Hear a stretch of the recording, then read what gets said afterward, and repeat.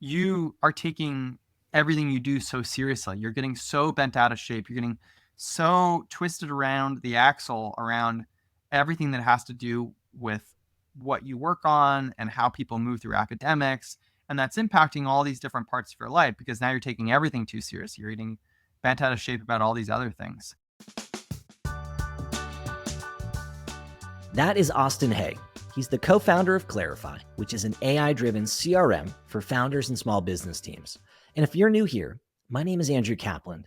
This is a show where I get to have candid conversations with my guests about some of the toughest moments that almost derailed their careers and instead became part of their success story. And in a second, you're going to hear a few of Austin's. He shared the story of his messy exit from a startup early in his career. He talked about how challenging it has been working through bereavement as a startup leader and how he navigated tough performance feedback that he was too uptight. It's enough from me. Let's jump right in. So I'm trying to walk myself back to your Slack post, your call to find good people on the Reforge Partners channel. And I think what struck me was this idea of being vulnerable out in the open. And it's something we all talk about, but as somebody like yourself who's now a coach knows, your values are not what they say, it's what you do. And so I just felt like there was an opportunity to talk about my story and how I got to where I am and some of the less publicized versions of that, because you only ever really see the sanitized version when you're online. That could be helpful. That could be a good inspiration for others. In particular, I think in the last few years, as I've shared more about my life and hardship, you hear the hardship of others and it helps you reconstruct that story in your head about how people get to where they are and what that looks like. If you're only ever looking at social media or LinkedIn or what people post or say, you're always just getting a small picture of the story. So I thought what you're doing is particularly really powerful in that you're highlighting the full story and helping people understand that what might look great from an outside perspective is filled with hopefully very resonant, elements. It's interesting. I actually thought about naming the show Vulnerable in Public, but I thought it would scare away too many folks just with the name. But you're right, that is the case. And that is the angle that we're going for here because so many folks only share their wins in public. And we all know the win is the last 20%, but really what gets you the win is all the stuff you have to go through along the way, and trying to do my part to shine a light on some of those. So let's go back in time and talk about maybe where your story begins. For folks who aren't familiar with you and your background, can you share a little bit about where you're from and what it was like growing up there? I grew up in the sleepy suburbs of Orange County, California. I spent almost all of my early life in Southern California. I was born in Long Beach, spent my first 10 years in the Long Beach, Newport area, then spent the next 12 years in a sleepy suburb of Orange County called Coto de Caza, which is close to Laguna Beach. Or, if listeners are from that area, I can name some names like Ladera Ranch and Rancho Santa Margarita. Not uninteresting places, but they're very whitewashed places. Anybody who lives in Southern California knows what I'm talking about. It's like you have the mall, you have a cheesecake factory, you have chain restaurants everywhere. You have to drive 20 to 30 minutes to see anything. It's a really, really safe community. There's not a lot of crime. You're close to the ocean. It's beautiful. It's a planned community, so everything's well organized, but it feels very stale. It feels very planned, even in the way that you interact with like houses and neighborhoods. If you're from the East Coast or even from San Francisco, there's an unplanned nature to moving through the world because, these cities kind of grew up out of nothing. In Southern California, everything is a giant planned community. And so these things were planned in advance and they're constructed and highly maintained and regulated, very sterile. And that's of course, my current opinion. I go back home and visit it all the time and it's beautiful. And I'm like, man, it would be nice to have 60-degree weather all the time and live close to the beach. But I'm sharing it because that's kind of like the melting pot that I grew up in, one without a lot of diversity. Again, I spent the first 20 years of my life there. I went to college in LA, and then that's where I met my now wife, Layla. And we went up to Northern California together. She joined a startup at the time called Klinkle, which is like famous or infamous, depending on how you think about it. And then I guess the rest is history. We spent 6 years in the Bay Area, and then we moved out to Northern Virginia in 2018. And so growing up in Southern California, were you surfing, skateboarding? Like, were you into that scene? I wish. I mean, I have such great hair for it, but no, I would describe myself as like a very casual beach bum. My interest and desire was mostly just being present at the beach. I fell in love with the water, not necessarily in love with the sports surrounding it. Not necessarily in love with surfing and skateboarding, which is a very Southern California lifestyle, but more just being in the presence of water. And that has definitely carried with me pretty much my whole life. I think I've always been in pursuit of water bodies. And for example, one of the things I like to do whenever I visit the West Coast is I like to just try to find ways to get back in the Pacific, even if it's really cold. I want to go back to high school because the journey that people take to get to where they're at today sometimes starts then. Not for all of us. Sometimes we stumble into things and we realize interests and passions later. But especially for folks like yourself that go on to start companies, I'm really curious if that started at a young age. If you were someone that had like a paper route when you were in middle school and then had cool side businesses when you were in high school, and if it was a conclusion that eventually you're going to start your own thing, or if all this kind of came about later. I'm not sure I can be so clinical about it. I think first and foremost, I was a total academic nerd. I loved math and science. I loved history. I liked taking AP. I don't know if you remember the AP courses. I think they're dead now, but I was into that whole scene. I think I took 15 APs in high school. I did them because I really enjoyed the material. I really liked learning, and I also felt there was something really awesome from teaching yourself something and then getting to prove it. I've always been pretty competitive by nature. Never been the best athlete, but still was super competitive, which I'll tell you what, being a competitive athlete and not being a very good athlete is like not the best strategy in the world. I was pouring myself into academics. I think it's interesting as I followed a very similar pathway to a lot of people where they get obsessed with academics and they think that defines their whole career in life. And then it took me the next 10 years to figure out that actually it was just fucking nothing. It doesn't matter at all. But I do think at the time, at the moment in high school, in this sleepy suburb of Orange County, as I'm thinking about what I do with my time, I'm learning and reading and applying myself in the hopes of being something one day. Did I want to be a founder? No, I didn't even know what a founder was. Did I want to start a business? No, I didn't even think I could. But I did have entrepreneurial tendencies. In particular, I like to make money. I like to have financial freedom. It wasn't because, there was any undue pressure. I grew up in a very middle class life. My parents didn't spoil me, but they also didn't not provide for me. So if I needed $20 to go see a movie or have food, I was always taken care of, and I feel very appreciative and lucky for that. But I just still feel like there was a difference between your parents helping you out here and there and having full financial freedom to make the choices you want, to buy the things you want. And I learned that from an early age. I don't think my parents taught it to me explicitly, but I did understand that the way that you kind of move through the world and carry yourself and are able to take action is derived from money, and you got to figure out how you earn that. And so one of the earliest businesses that I ran was just a tutoring business. I tutored probably 20 different folks in high school. Interestingly, I tutored a lot of the folks that I was in sports with. So I was in cross country, track, and cheerleading. And I would tutor folks from across all three of those groups throughout the year, depending on the sports cycle. And it made a lot of sense. You're spending every single day working out with these folks. Then you're going home after school and you're helping them with math or Spanish or whatever. And I saw pretty quickly what is now just a classic services business, right? You provide your time and services for money. And 10 years later, I would build and sell a services business to M Particle, which is you become an expert in something and you figure out the price for your time and then you sell it back to them. In hindsight, I can look back on that and say, oh, that was maybe the formation of it.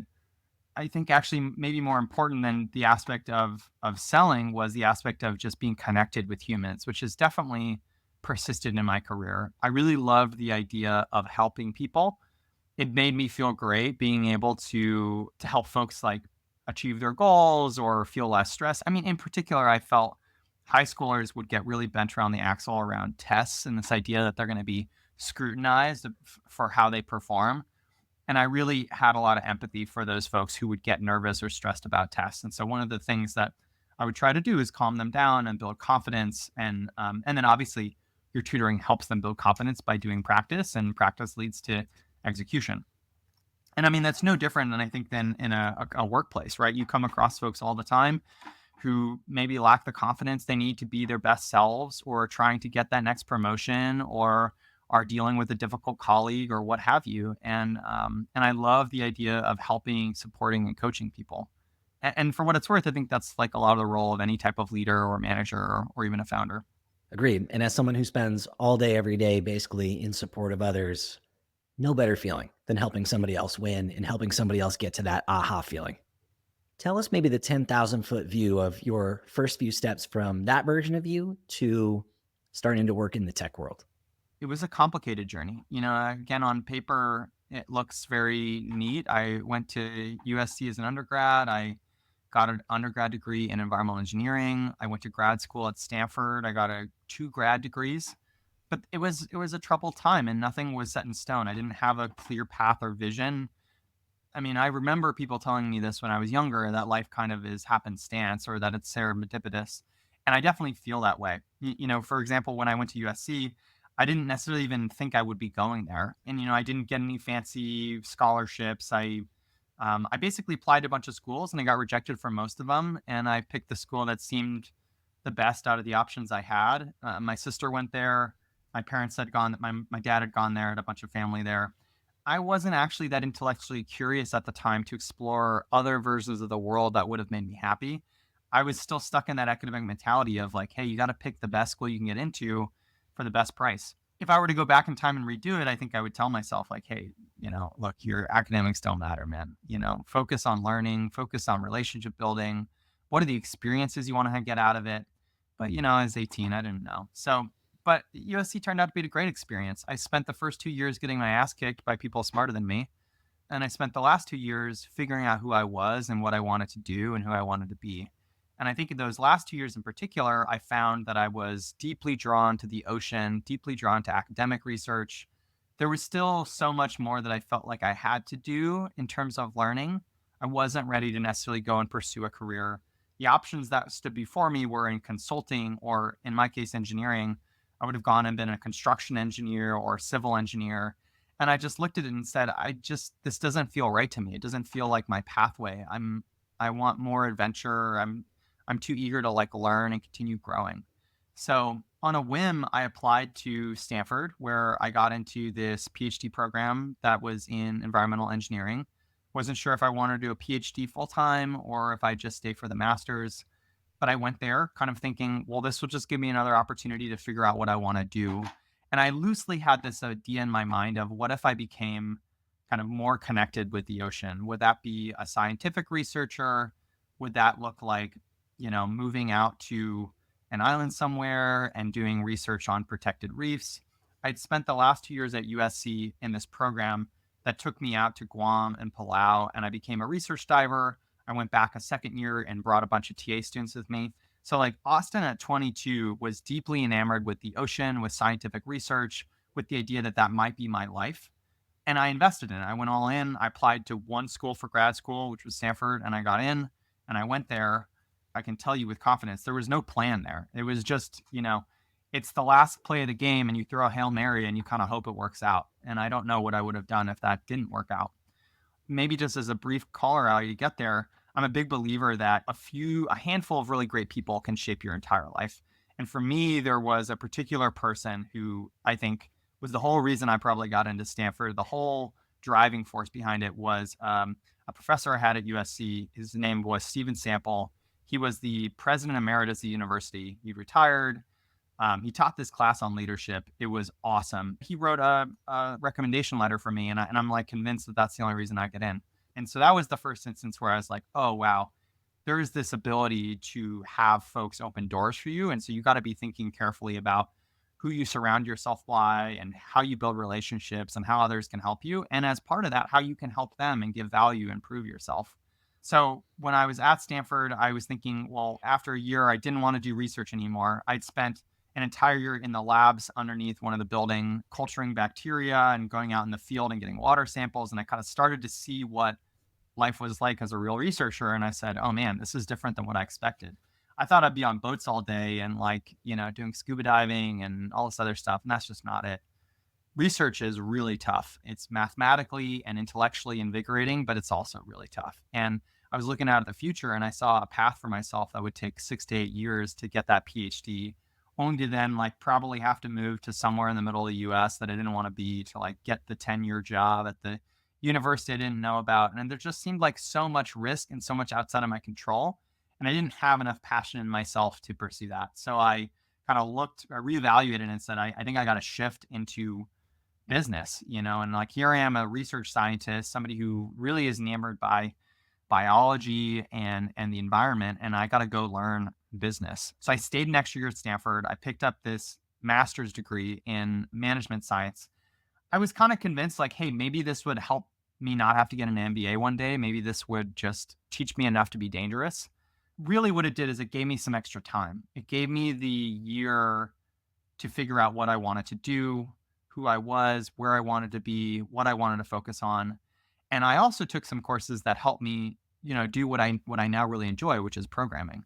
I'd almost like exclusively dabbled with software programming using things like R and MATLAB, but I'd never really become a full-fledged programmer.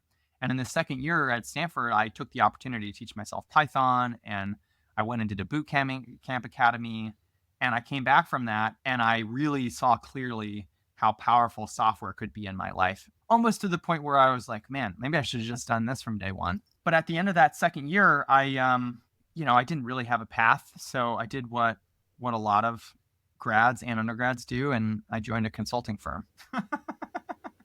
It's like, I don't know what to do. So they're offering me more money than I've ever seen in my life. And I quickly found out that that was not for me. I remember I was working a job at with a client in Millbrae with Cisco, and part of my job was literally copying data between different spreadsheets. And I built a Ruby script. I was using Ruby at the time, which is not as popular now for scripting. But I built this Ruby script to do the whole job. It was supposed to take me 8 hours and probably like 10 minutes. And I would just go and hang out in random office buildings. I'd go to lunch. I'd go to the gym because contractually I was supposed to be there. They were billing for my hours, but I did all the work that I was contracted for in 10 minutes. And I just remember that being soul sucking. And I even told my manager about it, and they're like, well, why aren't you doing other work? And I'm like, what do you want me to do? You gave me this work and I figure out a way to do it faster. Isn't this like the whole point of consulting, is that you can bill for people's time? I've done the work you asked me to do. Why can't I just go enjoy my day? And I think that was really where I started to see that big corporate America life was not for me. I need an environment where I can be stimulated, where I can constantly learn. I think I made it all of 2 months at Accenture before I was looking to make a jump. And I just kind of fell into this place called Branch. Branch was an early startup. They just raised, I think, 10 or $15 million. The founders were all Stanford graduates of the GSB. I just got really lucky. I think about this all the time. I applied to this pseudo marketing sales role working for Mike Molinay, who's now a very trusted friend, and and I count him as a mentor. Once I had that job, it taught me everything I needed to know about being in a startup, what the culture and pace was like. At Branch, I worked my ass off. I was there at 7 in the morning. I was leaving at 6 at night. I was wearing 15 different hats. I was writing blogs and writing code and talking to customers. I was doing the classic startup experience. I almost felt in a way like I was as close to being a founder without the equity payout. But there's no resentment in that statement. It was a wonderful experience. It totally shaped my life. And it's actually the reason why I tell a lot of young and older folks, like, if you haven't done it once, you really should, because you understand a lot better what a startup is like in the 0 to 1 phase if you just go do it.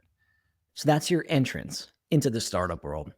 And from the outside looking in, from this moment on, if you were to read your LinkedIn or your resume like a book, it reads very linear, right? You start stepping forward. You've worked at a couple amazing companies. You founded a couple companies since then. I know it hasn't felt that linear probably on the inside.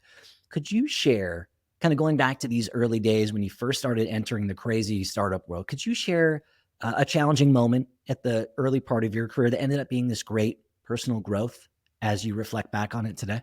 When I left Branch, I was 26 years old. I worked at Branch for 2 years. I was the fourth employee, closed a ton of business, worked my ass off, felt in a lot of ways as deeply connected to the business as a founder. I was also immature. I didn't have my full frontal cortex, but it was emotional. It was hard to leave. But one of the reasons I was leaving is because I wanted to go start my own business. I'd really fallen in love with this idea that I could help people across sales and marketing. In particular, I loved the experience of helping marketers because I was observing through experience that marketers would be on a telephone conversation or in a Zoom call with engineers, and they'd be talked over, they'd be talked down upon. And I felt like I was able to help these marketers converse with engineers in a way that I'd never seen anywhere else. I at that point sold to 100 different marketing teams, and across all of them, I just felt like marketing was in this weak spot where they couldn't convey their needs appropriately with engineers. And I think because my background was in engineering, because I was a male, because I knew how to code and I could speak the language of programmers, I had this distinct advantage to help bridge that gap between often female marketers, misunderstood, misrepresented, and male engineering teams who were trying to get stuff done, but were not always the most helpful parties. And I fell in love with that. I fell in love with that experience of helping people in the same way that I fell in love with tutoring. So I pursued that. And in pursuit of that, though, I did a terrible job leaving Branch. I think I became frustrated by the organization. I wasn't moving up on the career pathway that I wanted. I really wanted to be a director at the time because I thought titles fucking mattered. I felt like I wasn't given enough responsibility. And at the time, also, the organization was growing massively. We had raised a Series A and a Series B. We just had closed on a Series C. We'd grown from 4 people when I joined to over 120 people. And I just don't think I knew how to process all that change. And I also, I didn't do a good enough job of maybe communicating my needs and my perception to my boss, Mike, and then the boss that I had after that, because he up leveled in the organization and I got left behind. And so the result was I just got really angry about stupid shit. I would send angry emails and I wasn't grateful for people and I wasn't treating people with respect and dignity. And I tried to convince myself on the way out I did a good job, but reflecting back, like I could have done so much of a better job. I live by this mantra now of like leaving the campfire better than you found it. That was often informed in my mind by that experience I had where I destroyed the campfire on the way out. And it's like it's such a moment of shame and such a moment of deep regret, but I can't go back in time and change it. And so now I just try to think often about other young folks who might be in that same position. Like, what information could I have conveyed to myself at the time as a, rather immature, still fully unformed 24, 26 year old that would have maybe helped me leave the campfire better? I deserve most of the responsibility, but certainly I could have been helped, right? I could have been better nurtured. And so that's kind of just stuck with me as this idea, well, I can't go back in time and change that issue. Nicely enough, my mentor, Mike, has forgiven me and we've talked about it. And he doesn't think I was as bad as I say I am. But in my mind, I was bad because I still remember those feelings and I remember those actions so deeply. And look, we don't talk about this publicly. Nobody wants to talk about their shame or their regret, but having some of those moments is what allows you to transform. If you never feel any shame about anything, you are fucked. To be brutally honest, like you should feel shame about some stuff. If you take the wrong action and you feel no shame, there's no way for you to grow. And so I feel deeply grateful for that experience. I feel grateful for the grace that those founders have given me, retroactively. And now I try really hard to put myself in their shoes, especially as I encounter younger workers who are ambitious and hungry and maybe even a bit emotional, because startups are very emotional. You're working on something for 12 months and you hope it works out, and then something goes wrong and you don't hit your AR goal and somebody leaves, and everybody likes to think that they're not emotional, but they're deeply emotional places. As you kind of share, hey, I feel shame about kind of the way we went out. Are you thinking back on the conversation where you gave your notice? Are you thinking about the way you handled yourself in a specific meeting? Did you tell somebody to fuck off on the way out the door? Like, is there something that you're picturing in your mind as you share this reflection? There's not a specific moment or email. I think there's a series of emails, there's a series of conversations where I didn't act the best that I could have. It's long enough ago that I don't remember the specifics, but if I try to recall, it's like not being a good steward, not sharing transparently how you're feeling, not being fully honest about what you're up to next, not being overly dramatic about things that are wrong with the organization. Because again, I think a common tendency in folks who kind of craft their next story, the next part of their story, is to reject their old story and to say like, oh, well, now I can kind of turn on the things that are not good for me. Because look, the reality is companies are collections of people. no company is perfect. Even if company is perfect, it's all relative to a time and point in your life. And I think looking back, I have the maturity to say, oh, Branch was amazing for this moment in my life. And then it became not amazing anymore. And the right thing to have done would have been like to recognize that it was no longer as great as I wanted it to be and not get angry at the people in the organization for not being there anymore, but for saying, hey, look, it's not the right fit anymore. And I've actually crafted this new part of my career. And guess what? If I can sell that to these people and help them feel good about that, not only am I doing a better job for the organization, but I'm building bridges to my next part of my career.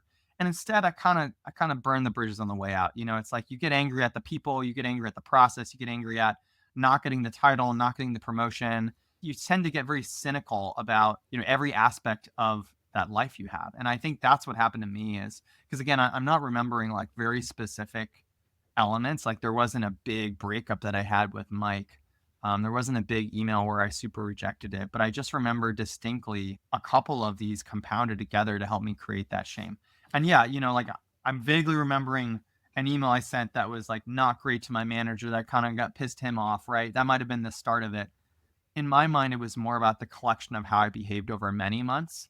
And it also taught me this idea that like you can spend a year and a half building your reputation in an organization, and then you can burn it all to the ground at the end by just like not behaving properly.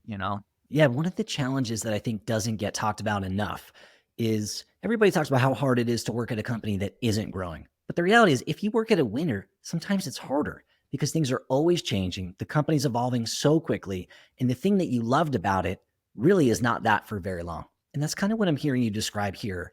Sometimes in my own career, I've reflected on this as a little bit of nostalgia for like the old guard or the way things used to be, or that's not the culture that we do it here. And the reality is if you work at a company that's winning, eventually it won't be the things that you love about it. And so you yearn for that, you feel resentful that it's not that anymore. And sometimes you hope maybe it'll come back around. And that's what you're describing a little bit here. Those are my words, not yours, but that's kind of what I'm hearing. Totally. And again, I think this is particularly difficult for young, early startup operators who join a company with so much hunger and ambition and desire to change the world. Having that not work out can be really hard. And I think it can create, some resentment or, bitterness or cynicism. And I think in my case, it was a mixed bag. On one hand, I think there was some of that, but I also was creating this story for myself, moving into marketing technology and consulting. And again, it was a very powerful lesson because I remember leaving the organization and feeling bad about how I left. And if you ever feel that way, you've done something wrong. You should feel great when you leave an organization. You should feel like you did everything possible to set them up for success, even if you disagree with their policies, even if you disagree with how they treated you. I mean, you can belabor it all day, but you should never do anything that makes you feel like you didn't put your best foot forward. If you could go back in time, would you have left earlier? No, I mean, I think if I go back in time, knowing what I know now, I think I would have advocated better for myself and my needs. I would have Mm. shared more openly what I was working on and why. I would have shared with Mike my entrepreneurial desires. I mean, this was the other mistake I made too. And I've given this advice actually to loads of people since is that if you're an entrepreneurial spirit and you want to be a founder or you want to create something, there's this belief that you should hide it from your employer. Like you should never tell them. And I think in a lot of cases that's true. In a startup case, you're dealing directly with a founder who they themselves had that entrepreneur spirit. It's a great litmus test. If they reject you, if they say, oh, this is terrible, you should leave, well, great. They're not a very good founder, right? They're not supporting the entrepreneur spirit. That's the worst case that can happen is that they get angry at you. And then you've clarified in your mind, like, hey, this is not the right person to work for, anyways, because they're a founder and they're getting mad at me for being a founder, right? Now, again, there's tons of characteristics around that. Again, like what you do, how you leave. But this literally came up 2 months ago with the same founder I'm talking about, Mike. He was my mentor. One of his employees left to go found a company, and I had been mentoring him. And he asked the question, like, I'm really worried about telling Mike. I think he's going to be super, bent out of shape about him. Like, that's the worst thing you could do. You just got to tell him, look, everybody. I hate to say it, but everybody's replaceable. He's going to be disappointed. But by communicating to him, he's now able to figure out what he needs in the organization to plan for it. And he may ask you to stay an extra couple months so you can find a backfill. He may make certain demands of you, which you may not like, but hey, like this is now you can come to the table as a negotiating force rather than hiding and kind of skirting the truth. And again, I never had anybody to tell me that. So I learned the hard way. I tried to hide it and then, left in a sudden rush and didn't say the right things. And I think the more transparent and honest you can be along that pathway, the better. And so that's what I would do if I could go back in time. I just try to be more open, more vocal, more thoughtful, and make it less about what the company isn't doing for me and more about what I want to do with my life and my career. This episode of the show is brought to you by Navattic. In fall of 2024, Navattic just launched their free plan, which allows product-led SaaS businesses like yours to publish and share interactive demos. So I was super excited to have Natalie, who's their head of growth, come back on the show. She's been on before to tell us all about the decisions that happened to enable the freemium launch. Because after being sales-led for 3 years, there were a ton of details to detangle, and we explored them all. Why freemium versus free trial, how this fits into Navattic's strategy, how they were able to get sales and customer success on the same page, their rollout plan, and of course, the KPIs they're using to track success. Subscribers to the show will remember that back in May, I actually published an 8-part interview series with Natalie and her colleague Raman from the Navattic growth team. And in that series, we talked about if freemium might be a part of Navattic's future. At the time, it was still in the idea phase. So this was a major update. In the conversation, we covered a ton of ground. It's going to be interesting and educational for anyone thinking about launching freemium or anyone who's already running a freemium program today that wants to see under the hood of another business. Catch our entire conversation either on my YouTube channel, just look for the behind the scenes playlist on my main page, or by searching for behind the scenes on any of the major podcast platforms under the Delivering Value podcast umbrella. I hope you enjoy. This episode of the show is presented by Appcues. If you work in product-led growth, you know how important activating and engaging new accounts is. Turning those new accounts into active users is critical to your success in a product-led environment, and it's typically why activated accounts is a North Star metric for many growth teams. Certainly why my team spent years working on our onboarding experience when I was in-house, both at Wistia and at Postscript. And that's why I'm so excited that they're sponsoring the show. They are just as passionate about helping the product-led community and companies fix their onboarding and retention as I am. They are the leading product onboarding and adoption platform for both web and for mobile apps, and they've created tons of resources to help this community. They've got the Product Adoption Academy, which is where you can get a free masterclass, like think courses, templates, examples, all the good stuff to help you break through your current plateaus and level up your product chops. I've got a course in there. It's my Value First onboarding course where I share the exact playbooks that my team used to help us onboard hundreds of thousands of new users. You can check out my course at appcues.com/value. That's appcues.com/value. And you can follow that link and explore all the different programs they've got inside of the Product Adoption Academy. One of my more nervous professional moments was telling the CEO at the last company where I worked in-house, Adam at Postscript, that I was going to leave and start my own coaching business. I knew that I wanted to do it. I didn't know when, but I knew I was headed in that direction. And I was so nervous. I actually was working with a professional coach. We did like role-playing exercises where she would pretend to be me and I would pretend to be him. How might he react? So that I could try to give myself empathy to put myself in his place. I got so worked up about it. I finally told him. He was like, "Oh, sweet, dude. Yeah, no worries." And I was like this whole big thing in my mind. So I think that's great advice and one that I would +1. Interestingly enough, one of the things that I get to do as a coach is talk to people who are going through tough, low moments. And the details obviously are unique to the individual. I'm curious for you, what is a low point or another low point in your journey as you continue on? So you leave Branch, you go to start your own thing. What's something that comes to mind for you here? Yeah, I feel like the lowest I felt probably in my entire professional career was there were two moments. One was so I built this consulting agency. I sold to mParticle. I worked at mParticle for 2 years. And when I left mParticle, I felt like I didn't get the things out of the experience that I wanted. I wanted to build a team. I wanted the company to be successful. I felt like I didn't achieve my best work there, So that was a low moment because it was the start of COVID. I was coming off the back of this acquisition. I thought I had made the right choice by selling to mParticle. And, to be really frank, I had the opportunity to sell a business to Amplitude and Braze. So this moment has actually been deepened by the fact of retroactive bias. It's like I look back and I'm like, wow, this is a dumb decision and I didn't get the things out of it that I wanted to. Now, look, I made some brilliant friends at mParticle. There's not necessarily regret for the experience, but I do think in that moment when I was looking at the market and seeing how well Amplitude and Braze were doing, not feeling the same way about mParticle, not feeling that I'd done my best work, it was really, really tough. And look, there's no criticism here of mParticle as an organization. There are a lot of great people there. So this is more about my journey and did I get out of the things from the role that I wanted? And there's a variety of factors that I think controlled it, but ultimately, I left the organization not feeling like I had done what I came there to do. That was a low moment. The second moment that was probably even lower was 2 years into my time at Runway. So now we're going another 2 or 3 years forward. I had joined Runway after about a year after leaving mParticle. Runway was a company that was founded by a guy named Siki Chen. Siki was actually my first client when I started my growth practice. So things came full circle. Brilliant guy, such a humanist. And I loved working with him. I think I was like the fourth, fifth, or sixth employee, something like that.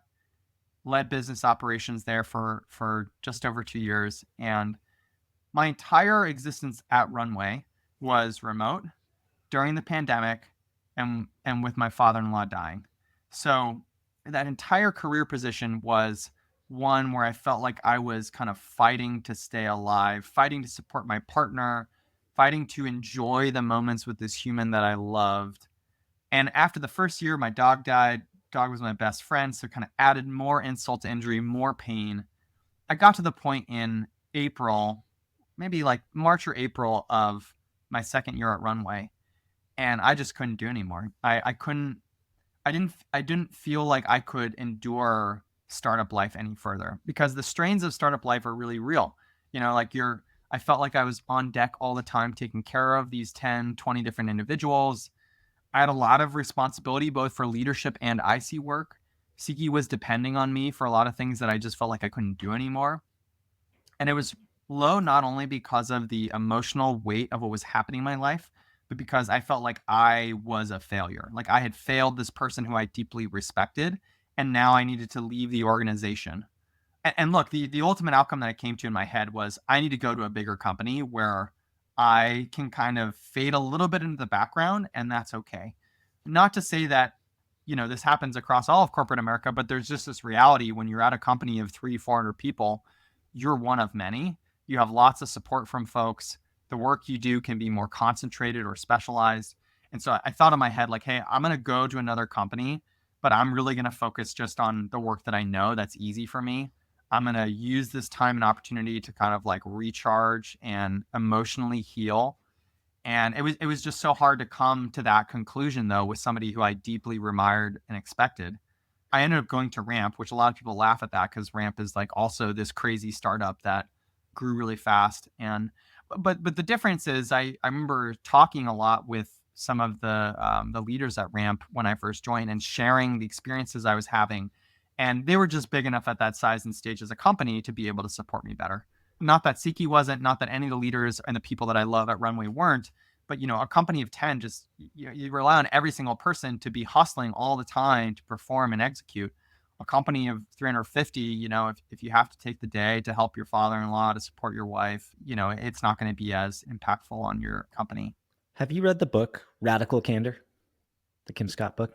Yes, I have. So in this, what you're sharing reminds me of what she talks about in there. Not the part about giving feedback, but more just that there's different stages of your career and that you go through superstar stages and you go through rock star stages. And part of being a rock star is you're a pillar for the team, but you don't need to be, or you don't want to be working extra hours. You want to take on extra stuff. You're going to work really hard. You're going to do a great job 9 to 5, but you're not going to exceed that because you got other shit going on. And sometimes it might be a child, a new family member joining. Sometimes it could be a sick family member and needing a little bit of extra slack in line, or maybe you're training for something that's really important to you outside of work. It doesn't matter the reason, but what I'm hearing you say is I needed to transition from a company that needed me to play a superstar role to a different company where I could be a rock star and be a little bit more of a pillar for other folks to shine. Yeah, and I mean, what's interesting too is I think it also was a moment for me to transition the work that I did. I mean, Runway was a great experience because I got to be a business operator. I worked on a lot of different things across the business. I got to be closer to the role that I was pursuing of being a COO, run the operations and finance of the team. And at Ramp, I went back to my roots. I went into a full Martech role. I managed and operated Martech and RevTech for Ramp. And I got to be an expert IC. So that's also a difference that I think a lot of people want to talk about is, are you an IC versus a manager? Everybody wants to be a manager, but I think there's actually this nice rebellion happening that says like, hey, you can actually stay IC track for a lot longer and you can have an equally rewarding career and an equally financially impactful career. I mean, we've created over the last 20 years this idea that you have to be a manager in order to move up financially or, professionally. And Ramp provided a really safe space where that wasn't true, where I could actually be a world-class expert in the field that I was known for. And there was no shame in that. And I also was well supported in all the other stuff that was going on in my life. So I think the combination of all those things drove me back to this kind of new chapter in my life. But it was hard, like going back to your main thing. It was hard emotionally. It was hard to admit defeat. It was hard to feel like you failed for somebody. I've retroed with Siki and I've talked to other people there, and I don't know if they necessarily think I'm a failure.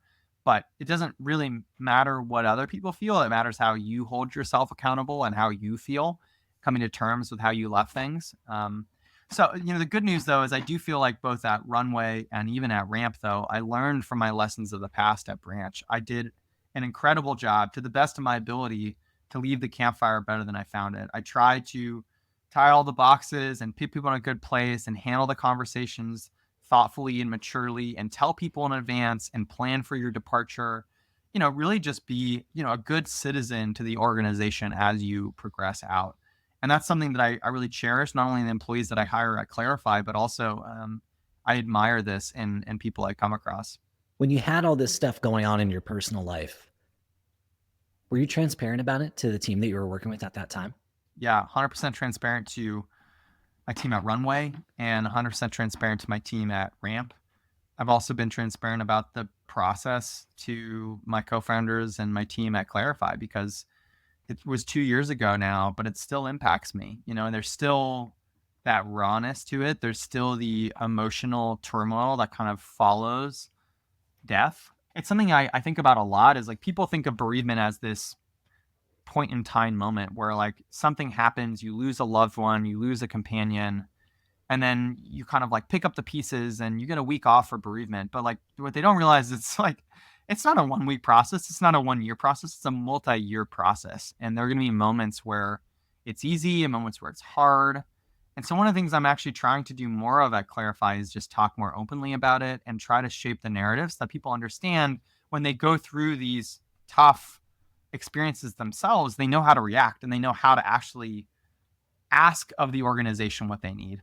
For example, when I was at Ramp, there would be weeks where I just like I couldn't get it together to have meetings, and I tell my team like, look, I'm not in the mental headspace now to have teams. Can we just do async, right? There are weeks where they're like really tough emotionally, and I just need to work. I need stuff to work on. Fill my plate. Give me all the work in the world. I am just going to drown in work this week because that's what I need. And there's weeks where like you can barely find the willpower to answer an Asana or a linear ticket. I think that's the reality of bereavement is that these emotional waves come and go and they're hard to regulate. And so working with people who are empathetic to that and can help you regulate and be your best self and get action and value out of you, even when you're dealing with a tough moment, that's really the sign of an organization you want to be part of. What would be your advice to someone listening to this who's working at a company?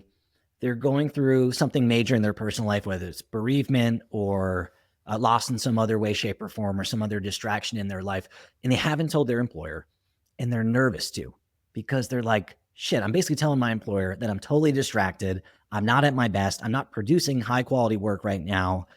The market is not in a great place, and I'm nervous I'm going to get fired or potentially put on indefinite leave or something like that. What would be your advice to someone who feels like they're in that situation today? It's so tough because like I don't want to gaslight and pretend that there aren't organizations out there that wouldn't take advantage of this information. And that's the reality, right? There are organizations that, may discriminate against you. But I believe in the vast majority of cases, that's not the case. And in fact, what you're doing by not revealing information to your employer is you're leaving it open to speculation. You're not telling them why you're not performing. You're not telling them why you're having difficulty. And so, your manager or your boss or whoever observes you is just left to make assumptions on their own. And so you're left with a choice. Do I tell them why I'm struggling and remove all doubt? Or do I let them keep guessing and perhaps have them have a worse judgment of myself and my character and my ability to perform because I just haven't conveyed to them what's really happening? Well, look, truth is hard. Transparency is hard. Candor is hard. If it was easy, more people would do it. So I think that's also just like a natural progression that a lot of people have to go through. The more you do it, though, the easier it gets. And, for better, for worse, I think you also learn the situation and context when it's appropriate and when it's not. And you read the room around how is this person going to react versus not. Because again, I come back to this idea of gaslighting because I do think there's probably listeners out there that are like, oh, I could never tell my boss because this is what would happen. And I don't want to make them feel like that's not true or accurate. Like there's lots of situations where there are contexts that you can't control. There's a boss that is reactive. There's not a supportive environment. And then in those cases, your choices are much tougher. It's like, do you suffer in silence or do you leave? That's a very personal and hard problem to go through. But I think, again, for the vast majority of cases, for people who are working with like-minded humans who are reasonable and respectful, it's always better to be more transparent about these things than less, because if you don't, you're giving people the ability to make assumptions.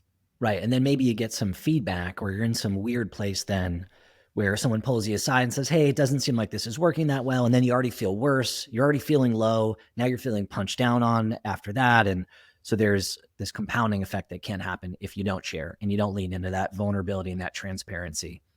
I'm curious if we double click on actually going down the feedback route a little bit here. It's one of the other things that I'll work on a ton with clients is helping them work through feedback that surprises them or catches them off guard or makes them feel less than worthy. I'm curious for you, what's some tough feedback that you encountered in your journey and how you work through it? I still remember some of the best feedback I've ever been given when I was actually in college. During that leadership course I told you about, we had a clinical anthropologist who would read all of our essays, and all these essays were deeply personal and emotional and would talk about who you are and all that stuff. And I just remember her. I went to her office hours one time. I was asking for feedback on a paper and I was trying to make it better. And she tore me out. More or less, she said I was an uptight, too tightly wound, too serious overachiever. But yeah, I mean, she just fucking tore me out and it hurt, like I remember crying. I remember rejecting it. I remember not being able to like believe what she said, but it sunk in. And I think over the last 10 years in particular is something I pursued about how do I take work seriously, but not take myself seriously? Because I think to me, that's what's really important is I love work. I love the process of learning. I love the process of executing my craft.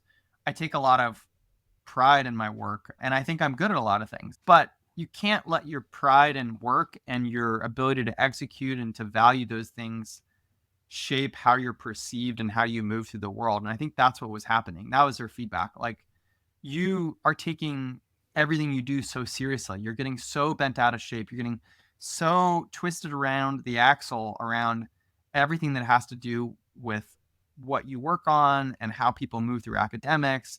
And that's impacting all these different parts of your life because now you're taking everything too seriously. You're getting bent out of shape about all these other things. And so again, maybe I'll blame my frontal cortex here, my prefrontal cortex. Maybe that was part of the problem. But I think in general, it was a really powerful piece of feedback because over time I've had that encounter before where people have said I'm maybe too serious or I take things too seriously or I'm a particular way or I create the perception of seriousness. It doesn't allow people to connect with you. It alludes to being uptight. It alludes to not being as professional and calm and easygoing. And people ultimately want to work with folks they like, right? So if you have the choice between a laid back, easygoing, chill guy and uptight Austin over here who's bent around the axle at everything, I know who you're going to choose every single time. It forced me to confront that idea that I can be a calmer and more reasonable and easygoing person. And I would say like there's a lot of micro experiences over the last decade where I've gone through it. And I'm like, oh, I need to shape this behavior a little more. I need to tweak how I talk about this. When I'm in this moment, I need to just like take a deep breath, take a walk, not send that email. I think everybody picks up their own habits, like their own things that they do reactionarily. And then you learn like what are the maneuvers you pull or the levers you pull to manage your emotions. We're all born instinctually with, a set of reactivities, and then our environment shapes us. And then I think the next part of our life is figuring out, well, how do I institute like physical and non-physical barriers to help control what I'm left with. Hey, I hope you're enjoying the show. I'm working really hard to turn this into something special, and if you haven't already, subscribing is the best way for you to support what I'm up to. It helps those algorithms find more people like you, but more importantly, helps me to understand if I'm making something that's valuable. And that's the whole goal here. So if you're feeling extra generous, a quick rating or review if you're on the audio platforms like Spotify or Apple, or a like if you're on YouTube, also make a massive difference. Thank you so much. Let's get back to the show. And so how do you work on this? You said, the next chapter of my life was me figuring out how to manage some of these impulses and setting up systems where I could find better balance here. What are the things that you lean on for support? Well, I've talked actually with quite a few people who I think resonate with my own experience, and I think one of the biggest drivers is actually the environment we live on. We're constantly connected. You got Slack, you got email, you got phone calls, you have Twitter, you have LinkedIn. And I think one observation I had leaving college and entering the workforce is that these stimuli are really not great for people who take work too seriously, because it can create this environment where you're always plugged in and always connected and always turned on, and everything becomes reactionary. You're laser focused on your DMs and your channels and answering people quickly, and it become this self kind of growing cycle where you just get more bent around the axle about the work and answering people and being available. And so one of the things that I do is I deliberately don't have Slack on my phone unless I'm traveling. So if I'm going to a conference or I'm traveling to an offsite, I'll put on my phone. But otherwise, I don't have it on my phone. And what this immediately does is eliminates me having to check in with work, which then decreases or lowers the temperature around how I think about work. So that's one thing I do. Second thing I do is I've realized in the last 10 years that a lot of my ability to get bent around the axle or fixated by work is directly tied to my physical well-being. And like, have I exercised? Have I lowered my active rate of rest? And so I've kind of developed this non-negotiable that I work at every day. It's the first thing I do in the morning. It's the hardest part of my day. Lately, I've really been into 6 a.m. workouts, which is new for me because I never thought I would be that guy who would wake up at 5 a.m. to do a 6 a.m. workout. And what I found, especially lately, is that if I want to have work time from 9 to 12 and calls from 12 to 5 and still eat dinner with my wife and walk my dogs, I have to wake up at 5. It's non-negotiable. That has really helped me, though, because I feel like I finished the hardest part of my day. I'm no longer stressed wondering, when am I going to work out? When am I going to get this thing that's important to me in? And especially as I was training for Ironman, that just consumed a big portion of my life. And I kind of, over the last year, I was juggling with that challenge of like, when do I work out? How do I work out? How do I do the things that I want? So what I've really landed on is a good system now where I get everything done at the beginning of the day. Again, it lowers my resting reactivity rate by like at least 50%. There's probably some psychology out there. I haven't read it. But when you're physically tired, you just don't have the emotional energy to care about shit, And I do believe on the days where I like haven't worked out and I'm at work, I'm a little bit more reactive. I got all this energy and it's got to go somewhere. That might not be the case for everybody, but particularly for me, I think that's been a resounding theme, is understanding the relationship between how I feel and what type of person I bring to work. 2 follow-up questions to this. The first is, since this is something that you're tuned into about yourself, lowering your reactivity rate, I think is how you described it. Have you ever given similar feedback to someone else, since this has become something that's so important to you in the way that you operate? Oh, I mean, my sister, right? We're two peas in a pod. I mean, what I generally have given the advice of to a lot of founders is like, don't neglect the physical element of your life. It's just this common, I think, false theme that people have created in their minds that in order to be a founder today, you have to like physically suffer. People read books and they're like, oh, well, the founder is up until midnight working and stressing. And I like, look, I get it. I know that experience. I'm stressed about stuff all the time as well. But that's not a constant state of being. And in fact, if you make that your constant state of being, I think you're more likely to fail in the long run. So, I generally try to advise people work out as much as you need, but keep it a priority. Like pursue your physical health. And if it's not physical, because I mean, there's lots of people listening who are like, hey, I'm not a runner. I don't like to work out as much.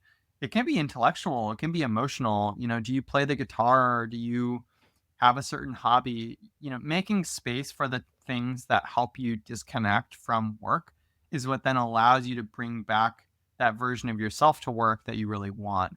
And if you never do that, if you're always plugged in, if you're always tuned in, you're never making time or space for the other things in your life. Again, I think it has this like toxic compounding effect over time. It's interesting to hear you say that. I was listening, or I saw a clip from the All In Pod, and they were being really critical of the new CEO of Starbucks. And so there was a clip or an interview from the CEO of Starbucks saying, "Hey, at 6:30, I'm home for family dinner, and I'm trying not to check emails for, I don't know, some number of hours while I'm just hanging out with my family and my kids are home from school and yada yada yada." And they were basically saying, "Hey, the next generation is fucked if this is how our leaders are operating," sort of insinuating like should be working harder. And this is why no amazing things are going to be built, because we've got leaders like this. I was surprised by that. Maybe it was taken out of context again. I just saw a clip of it, but I was really surprised by that. So I think it's refreshing to hear you say that you need balance in your life. And if not, really, that's the toxic thing, is if you don't have that balance, you don't prioritize whatever refills your cup, however you define that. There's always an asterisk, right? Like the elements of these that are asterisk are like, when are you waking up? When are you doing deep work? How are you executing? How much do you defer to others? When do you travel into work? I mean, I think some of the criticism with the Starbucks CEO is that he was like commuting on an airplane from somewhere in the middle of nowhere. And it's like, okay, so you're commuting on an airplane that's costing us millions of dollars to get home by 6:30 so you can spend time with family. And like, I think the more selfless thing to have done would have been to like just move to Seattle and like go all in on the company. That's what they probably are really criticizing, is not when he shows up for his family, but the combination of those two things. So there's always asterisks. And look, these things are hard. I think this actually gets back to this idea of values, because I think a lot of times founders want to exemplify contrary values. They want to value health and well-being and the ability to take time off and what we call work-life balance. But at the same time, they want to exemplify and often demand of their employees the exact opposite, which is like, suffer with me, get on at 8 a.m., off at 8 p.m. And again, I think like you can't control people. I mean, you can try to hire like-minded folks, but the more you try to control them and like force them into those outcomes, the less happy they're going to be and the more likely they're going to leave.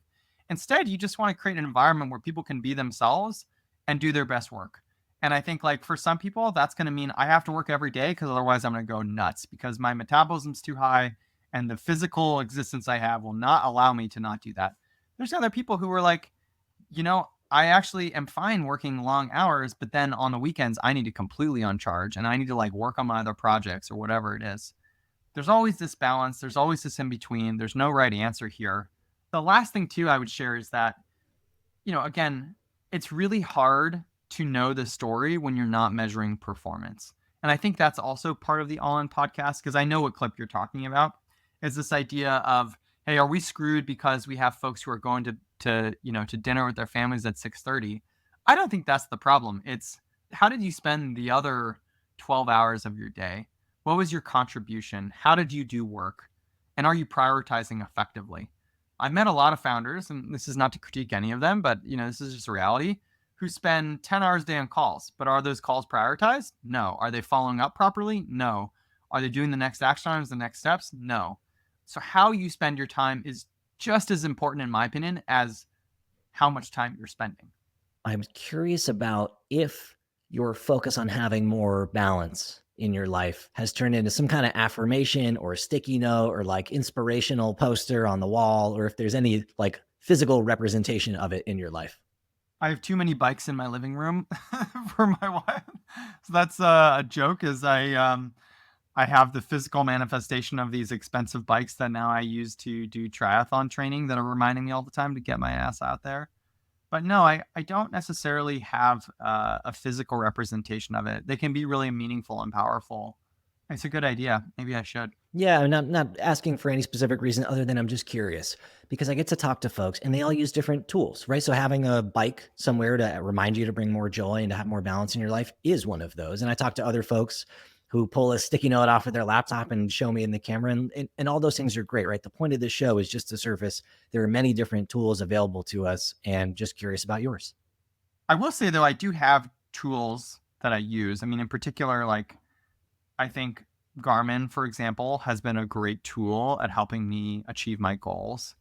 Screen time, I know that sounds really lame, on Apple has been a great tool in helping me achieve my goals. So sometimes the tool is, it doesn't have to be a method. It can just be as simple as what's in front of you. In particular on Garmin, just to highlight it though, it's like there are these basic elements that you can track with a wearable that are great indicators and are great at confirming how you're feeling. For example, they have your heart rate variability, which is how much your heart rate changes at night when you sleep. You have obviously a sleep score, which is just an indicator of like how much are you moving when you sleep. You have your heart rate and how much it's changing during the day. You have your heartbeat. All these things are indicators of stress. And so what I found is really powerful as I've done the Ironman training and I'm doing marathons now is like, I'll know how I'm feeling, but then the data backs it up. And it's very confirming. I've also noticed last year when I went to an offsite and I was getting no sleep, my heart rate variability was shit. I didn't work out. My heart rate changed. I was stressed. I'm like, oh, these are all physical signals about how I'm feeling. Like, I don't need to deny to myself anymore that I'm feeling this way. Because I mean, sometimes it's like when you're in the grind and the hustle, you like, am I okay? Am I doing all right? Do I need to take a break? And I think as a founder in particular, what's helpful is like, I now have an alarming amount of evidence to convince myself when I need to take a break. And I'm really a big believer too, everybody says like, hey, you should take breaks along the way. There is no better way to think of it than like, if you get to a spot where you're emotionally and physically getting torn apart, and you don't just take an afternoon for yourself to like log off of Slack, log off of email, take the 3 hours to do what you need to do to decompress and come back to it, that's what creates burnout. And so I think having these physical indicators of how you're feeling over time is a really great way to stay on top of it. Has it ever been flipped where you get some data from the wearable that's like, hey, the variability is high, we're revving a little bit high right now. You still feel okay, maybe because you're in a flow state or you're in the zone or you're just so damn focused on the next milestone that you're sort of maybe ignoring or not as tuned into the feelings, but you get the data from the wearable. And then you're like, a few days later, it's like all of a sudden the kind of traditional stress indicators start hitting you in the way that you feel and kind of your focus and all that stuff. Has it ever been flip-flop like that? Oh yeah, I mean, so an untold part of our story is I pursued an MBA in the last 2 years at Wharton. It's this cool program where I get to go up on Fridays and Saturdays. I take all the same classes of the regular MBAs. There's about 100 of us from all over the country.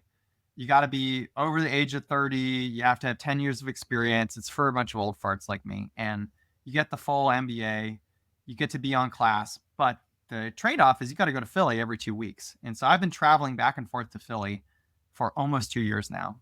And there are lots of moments in that 2 year experience where I travel to Philly, then I go to New York, then I go to California, then I go to an offsite, back to Philly. You're back and forth all the time and your heart rate is just going up and down. And there's nothing you can do about it, right? It's like, what, you can't change your life. This is the life you accepted. But I think what I've thought a lot about those moments is, again, there are moments of your career and your life that are going to be more intense than others. And it's up to you to understand that and embrace the moments of intensity, plan for the moments to unwind, and not just treat your career as something you don't have control over, right? So for example, like I think we're entering a really intense phase of growth at Clarify. I know that it's going to have an impact on me.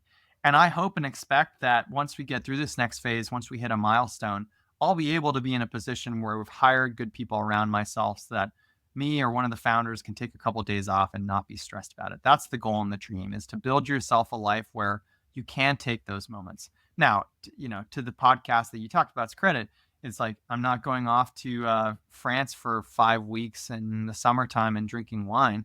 Everybody deserves the right to take a vacation and to relax and recharge. And so I don't know how much of that was just exaggeration or hyperbolism, but the point being is, you're going to go through waves. You're going to go through experiences that wax and wane. You're going to have moments that are really intense. You're going to have moments that are not.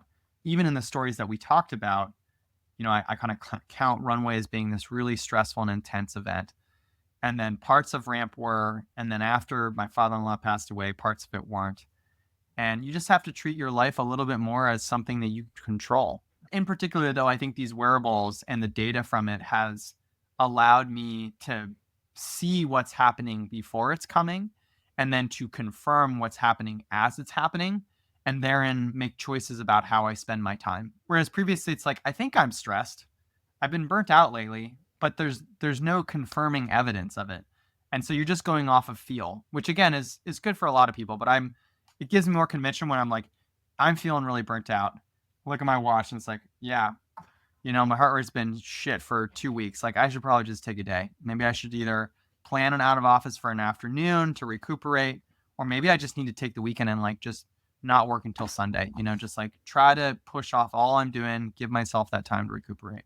For folks who are listening, what do you want them to take away that maybe you haven't spelled out explicitly yet? Anything left unsaid? I feel like nothing was left unsaid, but here are the highlights. Everybody faces failure. Failure is not in LinkedIn. So every smart, capable, amazing person you come across, look at their LinkedIn and probably inject at least 2 or 3 lines of where somebody tried something to get that degree or to get that job and they got rejected. That will help temper expectations. Number 2 is bereavement is not an isolated incident. It is a long-term process that people have to move through. If you are going through bereavement, give yourself some grace. If you're a founder dealing with bereavement on the team, know that it is a long process. You cannot heal somebody in a week. You have to give them lots of time and lots of support. And you should be asking questions about, what do you need every week? What do you need today? What do you need tomorrow? How can you extract the best value from this person and support them, and not just, again, give them a couple of days off? And then 3, most important, is your ability to execute and be a professional is deeply connected to your physical well-being. Maybe I'm in the small group that believes this way, but based on my experiences with health and fitness and my journey to doing the half Iron in New York and a marathon, how you feel is deeply connected to the you that you bring to work. And so take care of number 1 as much as you take care of, your job. I love that advice. It's some mixture of energy and intention. And it's true, right? Where you spend your time and how you think about your life is going to drive that intentionality. So thank you for coming on, sharing your story and a few of the speed bumps. For those who are listening that want to learn more about you or clarify or connect with you, where should they go? Got LinkedIn, and if you want to connect personally, and if you're looking for a CRM, especially if you're a founder or a small startup who is just getting into the space and you need a CRM, would highly recommend you reach out to me, or you can check out our product at getclarify.ai. Put a link to all that stuff in the show notes. Thank you for coming on. This was awesome, Andrew. Thank you for having me.